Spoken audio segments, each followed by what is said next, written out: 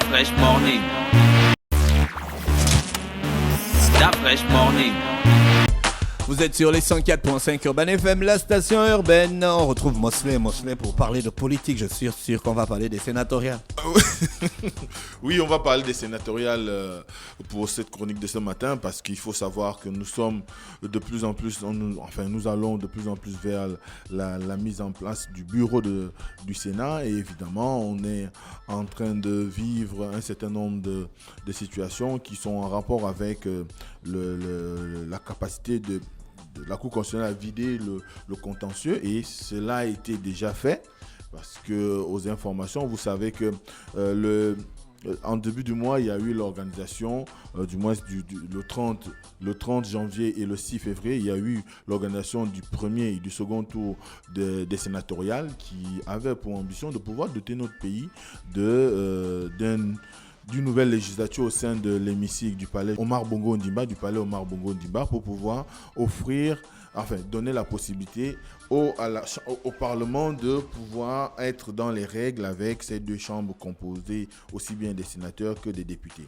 Et alors que tout le monde était vraiment très collé sur l'attente des résultats qui devaient plus ou moins montrer quelle est aujourd'hui la place qu'occupe chacun au niveau de l'échiquier politique national, on a pu remarquer un avantage pris par le Parti démocratique gabonais, notamment d'abord par la capacité à pouvoir se présenter sur l'ensemble du territoire, mais également par la particularité qui était celle qu'à sur un certain nombre de sièges, le Parti démocratique gabonais n'avait pas eu des adversaires. On peut parler par exemple d'une bonne partie des sièges au niveau de l'Estuaire où le PDG avait déjà une très grande avance. Il partait déjà avec l'assurance d'avoir en réserve 22 députés déjà, avant même qu'il y ait des scrutins, au regard des multiples sièges uniques de présentation de candidatures. Ensuite, il y avait également qu'à la suite du premier tour de l'élection, on a pu assister à un certain nombre de petites revendications, du moins des revendications qui sont sorties, dont la plus importante d'ailleurs qui a fait couler beaucoup d'encre de salive était celle concernant le département du Thème et la commune de Bitam où il y a eu l'affrontement entre un candidat de démocratie nouvelle, du parti de René Ndemezo et le parti démocratique gabonais dont le flambeau ou le porte-étendard n'était autre que le sénateur sortant Emmanuel Ndomé Togo. Et à ce titre, on a pu constater que la démocratie nouvelle n'avait pas accepté du moins les conclusions liées à la proclamation des résultats provisoires par la Commission nationale des élections locales. Et à ce titre, il y a eu l'introduction d'un recours auprès de la Cour constitutionnelle. Et ce recours aujourd'hui, quand on essaie un peu de le parcourir, semble avoir été plus ou moins, semble ne pas avoir prospéré du côté de la Cour constitutionnelle. C'est vrai que quand on regarde de plus près, on peut quand même se poser la question si la Cour a vraiment tenu compte des arguments qui ont été présentés. Parce qu'il vous souviendra ici qu'on avait reçu le deuxième secrétaire de Démocratie Nouvelle, M. Yoredjan, qui présentait un tout petit peu les précédents juridiques en ce qui concerne ce type de scrutin et que finalement, ils avaient décidé de ne pas se représenter au second tour parce qu'ils estimaient avoir été vainqueurs au premier tour et que cela leur donnait le droit à la commission nationale des élections de pouvoir donner un rendu qui soit conforme à ce qui sortait des urnes parce que leur candidat avait une certaine avance. Mais sauf que la proportionnelle sur laquelle a eu à statuer la commission était beaucoup plus en rapport avec l'exigence de ce qu'il faut avoir une majorité claire qui devait se dégager et à ce titre, ce n'était pas le cas parce qu'il y a eu une gymnastique mathématique qu'aussi bien la démocratie nouvelle a présenté qu'en faveur du parti du candidat du PDG. Mais je crois que le rendu de la Cour constitutionnelle se base surtout sur le fait qu'il y a quand même eu un refus pour démocratie nouvelle d'aller au second tour. Et c'est peut-être cette situation qui a prévalu certainement pour permettre à la Cour de pouvoir vider ce contentieux et finalement faire en sorte qu'Emmanuel Ndometoro sorte vainqueur, soit désormais en mesure de représenter à nouveau la collectivité locale au niveau du département du Thème et de la commune de Bitam au niveau du Sénat. Et à ce titre, évidemment, il y avait aussi des contentieux, notamment à Mekambo, à Malinga et à Mimongo. Et les contentieux à Mekambo et à Mimongo étaient surtout le fait du PSD qui avait des candidatures où il y a eu quand même un certain nombre de situations qui ont été révélées par les candidats du PSD qui estimaient que les candidats du PDG, par la façon, du moins la manière dont ils ont profiter du terrain et être élu rapidement au premier tour, il y avait quand même des suspicions derrière. Vous savez que très souvent, lorsqu'il s'agit de ce type d'élection, on parle souvent d'achat de conscience et consorts ou des situations pas très intéressantes en ce qui concerne les scrutateurs. Et à ce moment-là, on s'est retrouvé avec des recours également introduits par le PSD, sauf que là aussi, le contentieux qui a été vidé par la Cour constitutionnelle ne donne pas gain de cause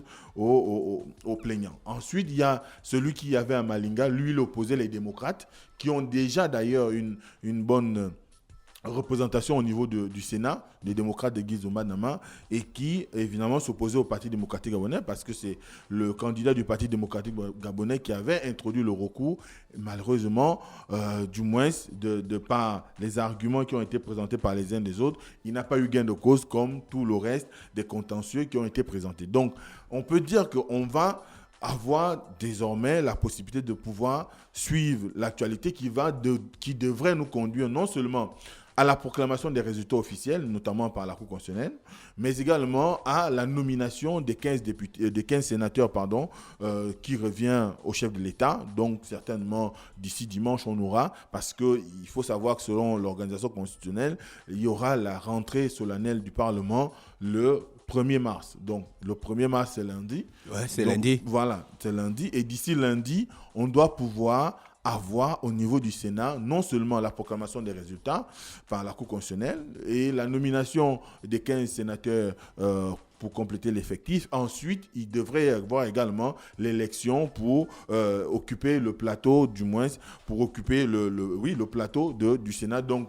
le bureau du Sénat avec la grande équation qui reste celle de savoir est-ce que Lucie Milebou Aubusson, épouse Mboussou, qui est la présidente du Sénat sortante, pourra remplir, ou il y aura une nouvelle personne qui sortira des rangs du Parti démocratique gabonais, puisque de toutes les façons, c'est cette formation qui est majoritaire également au Sénat. Est-ce qu'il y aura une nouvelle personne qui va porter finalement la présidente du Sénat? On ne sait pas. Mais ce qui est sûr, c'est qu'aujourd'hui, c'est des questions qu'on se pose, c'est un certain nombre de suspicions. Enfin, quand je dis suspicions, c'est d'analyses qui sont en train d'être produites pour essayer un peu de dresser une petite présentation de la personne qui pourrait valablement défendre les intérêts du parti au niveau du Sénat, notamment à la tête du Sénat. Mais toujours est-il que jusqu'à ce jour, on n'a pas réellement d'individualité qui ressorte, mais ça peut être le fait du distingué camarade président de cette formation ou encore du collège du directoire du parti qui pourra plus ou moins d'ici là communiquer la candidature, du moins sa candidature pour le poste de président du Sénat. Maintenant, ce qui est sûr, c'est que l'évidence pourrait nous emmener à avoir une femme. Parce que quand on regarde aujourd'hui, nous sommes quand même dans un système politique qui voudrait une certaine parité au niveau de la gestion d'un certain nombre d'institutions de la République. Nous avons déjà un homme qui est président de l'Assemblée nationale. On pourrait reconduire une femme à nouveau à la tête du Sénat pour permettre un certain équilibre afin de pouvoir faire en sorte qu'au niveau du Parlement, on ait quand même une lecture de cette parité par rapport à la gestion des deux chambres du Parlement. Mais toujours est-il qu'on ne peut pas dresser aujourd'hui le portrait robot réel de toutes ces femmes, quoi qu'on en a plusieurs. Hein. On a par exemple l'actuel Premier ministre qui pourrait faire une belle tête au niveau de l'Assemblée, au niveau du Sénat. On a la ministre... L'actuelle présidente elle-même aussi. qui pourrait revenir. Oui, elle-même aussi, bien sûr.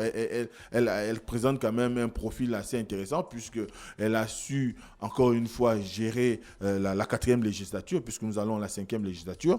On pourrait lui faire à nouveau confiance par rapport à sa fidélité, par rapport à son engagement auprès du chef de l'État. Et surtout, il faut savoir qu'ils ont quand même joué un rôle majeur lorsqu'il s'est agi de la maladie du chef d'État. Lorsque le chef d'État a eu l'AVC, on a vu comment il y avait une certaine cohérence dans la manière de gérer les choses entre la présidente du Sénat, la présidente de la Cour constitutionnelle et l'ancien vice-président de l'époque et l'ancien Premier ministre. Il y avait une certaine coordination qui faisait qu'à un moment donné, on peut quand même prétendre qu'elle peut avoir des bons points qui pourraient lui permettre de pouvoir revenir sur le plateau du Sénat. Mais il y a également, comme je le disais, le Premier ministre actuel qui a annoncé dans les coulisses. Est-ce que c'est vrai? Est-ce que c'est faux? On ne sait pas, mais toujours est-il que cela est du ressort du Parti démocratique et sa hiérarchie politique, parce que ce sont eux qui décident. Les gars que le président va nommer, ils viennent en tant que sénateurs. Oui. D'un groupe politique ou bien ils viennent en tant que sénateurs indépendants? En principe, si vous êtes nommé par le chef d'État, c'est d'abord par rapport à vos actions individuelles, parce que ce sont des gens qui ont montré une certaine capacité à pouvoir servir la nation. Donc, des gens qui ont une certaine réputation au niveau de la République, qui vont bénéficier de ces nominations-là, peu importe le bord politique, il peut s'agir des personnes venant de la majorité, comme de l'opposition ou de la société civile, et pourquoi pas du monde religieux, si évidemment on aimerait faire entrer les religieux au Sénat, comme on l'a vu par le passé.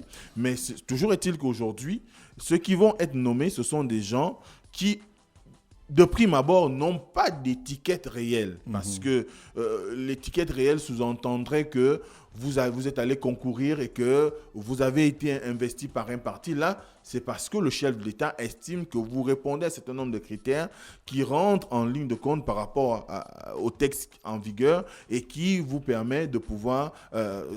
Donc, vous serez sénateur au même titre que ceux qui ont été élus? Bien sûr. Élu ou même nommé. Prérogative? Bien sûr. Même avantage? Bien sûr. Même devoir? Bien sûr. Même droit? Même droit. Même droit.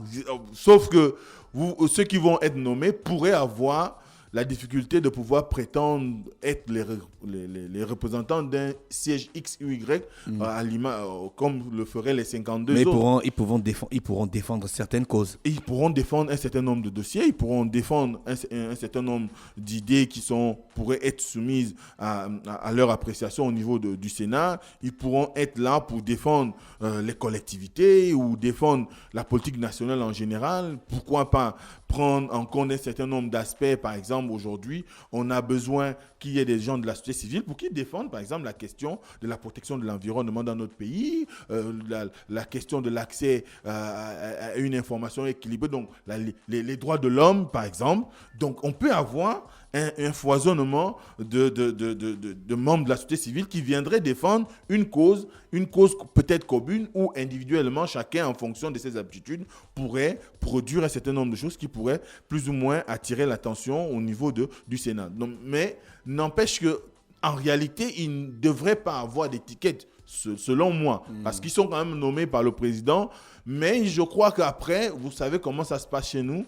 Quand on est nommé par le président de la République, il est nécessaire quand même qu'il y ait une certaine loyauté à l'égard de l'instance de nomination. Donc, quelque part, ils auront quand même à pouvoir être en accord avec la politique menée par le chef d'État ou encore de pouvoir suivre plus ou moins la mise en place de cette politique par le gouvernement, mais n'empêche qu'il reste quand même des sénateurs au même titre que ceux qui ont été élus, au même titre que tous ceux qui ont bénéficié des suffrages des populations, mais avec la particularité qu'eux ils sont nommés, mais c'est pas eux, c'est pas de leur faute, c'est une révision constitutionnelle qui a fait en sorte qu'on soit dans les dispositions qui voudraient qu'on ait 52 sénateurs qui sont plus ou moins élus par les collectivités locales et 15 sont nommés par le chef de l'État. Et à ce titre-là, ils devraient bénéficier de tous les avantages liés à leur fonction ou à leur poste pour pouvoir pleinement exercer les missions qui seront les leurs au niveau du Sénat. Donc, c'est vraiment l'attente aujourd'hui qu'il y ait la constitution, du moins déjà la proclamation des résultats officiels par la Cour constitutionnelle, puisque le contentieux a été vidé. Ensuite, il faut la déclaration, du moins la proclamation des résultats. Ensuite, il faut qu'il y ait la nomination des 15 sénateurs qui doivent compléter l'effectif. Ensuite, on doit former le bureau du Sénat pour... Pourquoi le président ne peut pas me nommer, moi? Je n'ai pas l'âge. Bien sûr, c'est 40 ans. Ah bon? Oui. Bon, il faut qu'on me nomme. Il faut avoir 40 ans. Je veux être sénateur. Merci, Mosley. Il est déjà 10h sur Urban FM 104.5, la station urbaine. On est avec René Ruth pour l'horoscope des auditeurs. René Ruth, bonjour. Start Fresh Morning.